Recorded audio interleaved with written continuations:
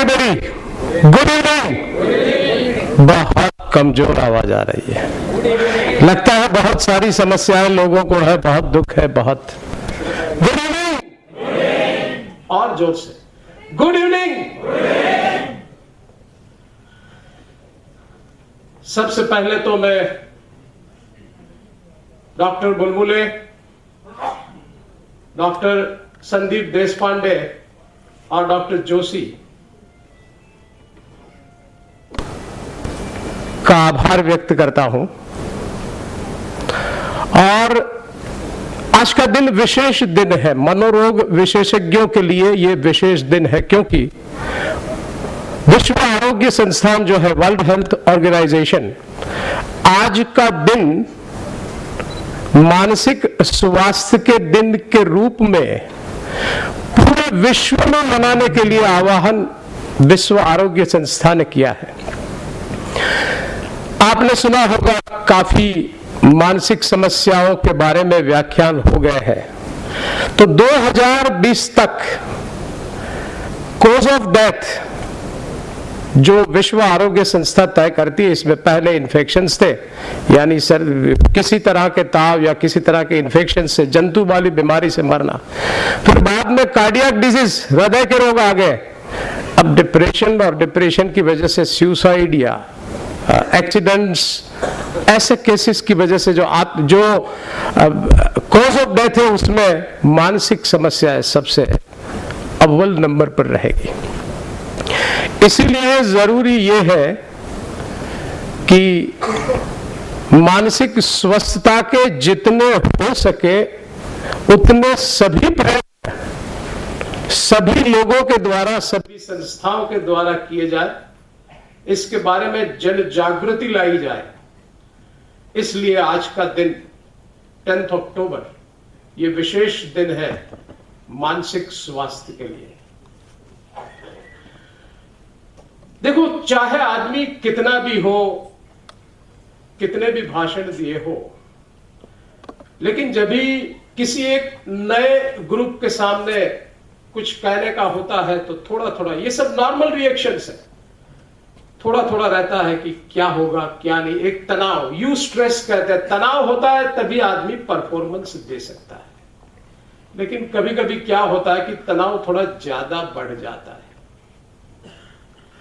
और आपको पता नहीं होगा, डॉक्टर्स काफी आपको सलाह देते हैं, मानसिक रोग के डॉक्टर्स नहीं, सभी डॉक्टर्स अलग अलग रूप में आपको सलाह देते हैं, लेकिन डॉक्टर्स जो है वो सबसे कम तनाव को मैनेज करने में सफल रहते हैं। स्ट्रेस मैनेजमेंट डॉक्टरों का बहुत पुअर रहता है। इस बारे में एक आपको सही दृष्टांत जो बनी हुई घटना है वो बताता हूं। एक बहुत ख्यातनाम कार्डियोलॉजिस्ट था,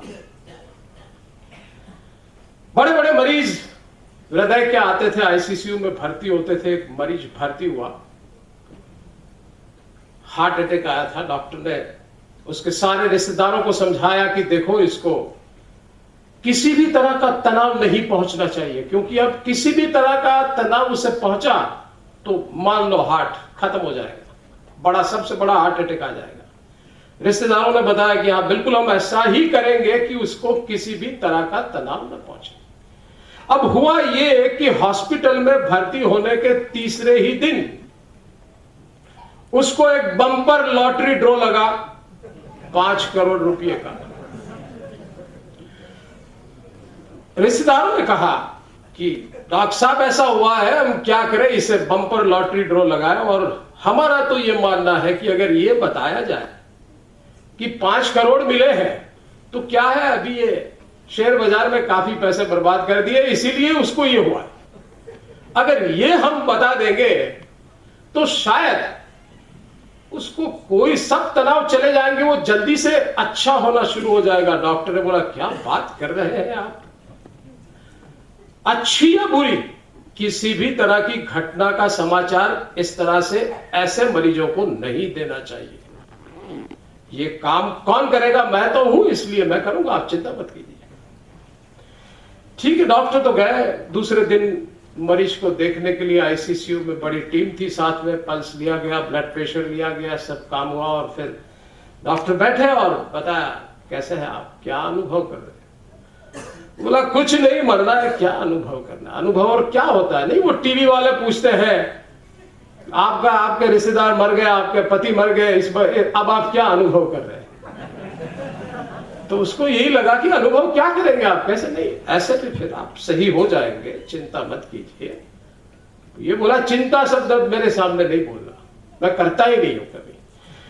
थोड़ी बहुत बातें की और फिर बोला कि देखो सुनो, मान लो ये जानता हूं कि आपको काफी समस्याएं हैं, लेकिन फिर भी अगर कहीं से आपके पैसे लेने के बाकी है और आज आपको कोई आके 50,000 रुपये दे जाए कि वो मेरे आपके बाकी थे 20 साल पहले, मैं दे जाता हूं, तो क्या महसूस करेंगे आप? बोले 50,000 रुपया, कुछ नहीं करना है, पैसा हाथ का मैंने ले, कुछ नहीं करना है, किसी को दया दान में दे दूंगा, भीख मंगे बहुत घूमते हैं।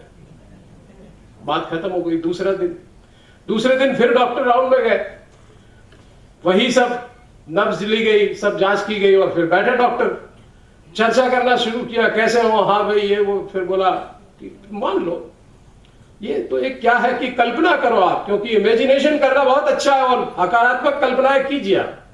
तो कल्पना आप ये करो कि कहीं से आपको 1 लाख रुपये किसी रिश्तेदार ने आपको दे दिए कि चलो इस बहाने आप काफी भीड़ में हो तो ये पैसे लेते जाओ। उसने बोला कुछ 1 लाख कुछ नहीं, पैसा कुछ नहीं करना, अगर फिर नहीं फिर भी आ गया आपके हाथ में तो क्या करेंगे आप?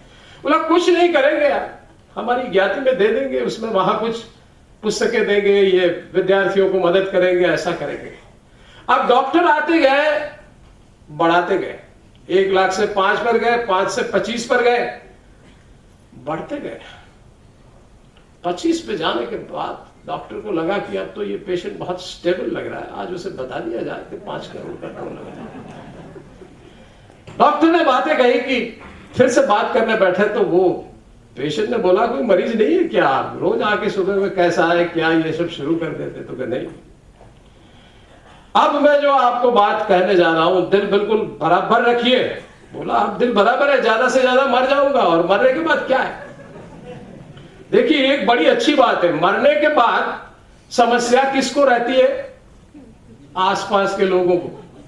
अगर मैं यहां मर जाऊं तो मैं तो छूट गया, समस्या डॉक्टर मुलमुले और सबको रहेगी कि इसको अब कहां पहुंचाए भाई। हाँ, तो उसने बोला मर जाऊंगा, कोई बात नहीं, आप जो भी है बता दीजिए।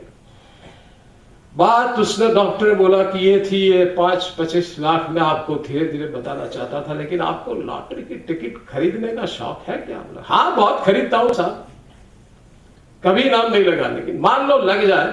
लगा क्या? हाँ बिल्कुल लगाए। 5 करोड़ का जो आपने लॉटरी की टिकट ली थी, आपको बम्पर ड्रॉ लग गया। उसने बोला क्या बात कर रहे हैं साहब? बिल्कुल स्वस्थता से बोला हाँ मैं सही बात कर रहा हूं, आपको लग गया है। उसने बोला तो देखो साहब, उसमें से आधे तुम्हारे, इसी के साथ ठक डॉक्टर मर गया। Massive heart attack, atrial fibrillation. मैं हमेशा डॉक्टरों को कहता हूं कि ये क्या है, ये मत खाओ, वो मत खाओ, ये मत खाओ, लोगों को कहते रहते हो, लेकिन ये आपका एक फिलोसोफर है। ज्यादा फिलोसोफर होते हैं, और फिलोसोफर किसे कहते हैं? फिलोसॉफी क्या है? फिलोसॉफी यानी विजडम। आप में जो भी विजडम है, सयानापन है, that is made available to others. ये सयानापन दूसरों के लिए है। देखिए आपको इस समस्या में क्या करना चाहिए, ये करना चाहिए, ये नहीं करना चाहिए, तो दैट इज फिलोसॉफी। और who is philosopher? He who makes the wisdom available to others.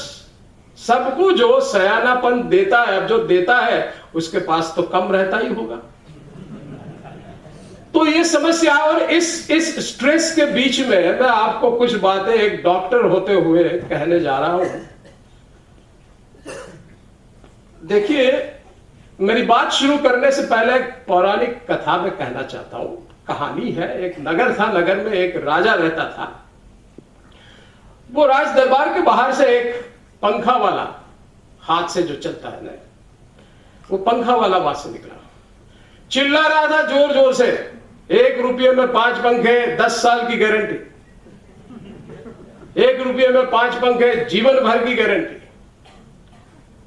राजा ने बुलाया कि बुलाओ उसे, ये क्या चिल्ला रहा है, नगर वालों को भड़का रहा है, गलत बातें कह रहा है, बुलाओ उसे। बुला लिया और बोला कि क्या बात कर रहे हो तुम?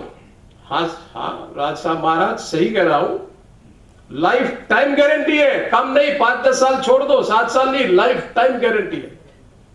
ठीक है तो ऐसा करो, रुपया दे दो, 5 पंखे उसे दे दो। राजा ने खरीद लिए, सब फैमिली मेंबर को, रानी को, ये सबको दे दिए। हवा खाना शुरू किया ऐसे। पहले दिन एक पंख निकल गई, दूसरी, तीसरी, हफ्ते के बाद वो पंखा वाला फिर से आया तो कुछ था ही नहीं। फिर से आवाज सुनाई दी राजा को, 1 रुपये में 5 पंखे और लाइफ टाइम की गारंटी। तो राजा ने बोला आओ यहां कि देखो आप तो ये गारंटी दे रहे हो, आपके पंखे तो ये सारे पंख निकल गए, टूट गया, लाइफ टाइम की क्या हफ्ता भर नहीं चला, और आप गारंटी देते हो? हाँ। बोला आज भी मैं गारंटी दे सकता हूं आपको, आज भी आप लो, फिर आज भी गारंटी दूंगा। सही बताओ क्यों ऐसा हुआ, वरना जेल में भर आपको बंद कर दूंगा। तो उसने बोला कि देखिए महाराज गुस्सा मत हो जाइए, आप ये बताइए कि आप किस तरह से हवा खा रहे थे? राजा ने बोला क्या इतना बड़ा राज चलाते हैं, हमें हवा खाने नहीं आती क्या? नहीं फिर भी आप फिर भी बताइए महाराज, क्षमा कीजिए लेकिन आप बताइए। तो राजा ने बोला ला पंखा, यूं बोला यही तो सर आप गलत कर रहे थे, मैंने कि किस तरह से आपको पंखा चलाना, वो उसकी तो गारंटी नहीं दी थी, अब दूसरा लो और मैं बताता हूं, पंखा ऐसे रखो और ऐसे हिलो, फिर मेरी गारंटी देख लो आप। अब ये बात मुझे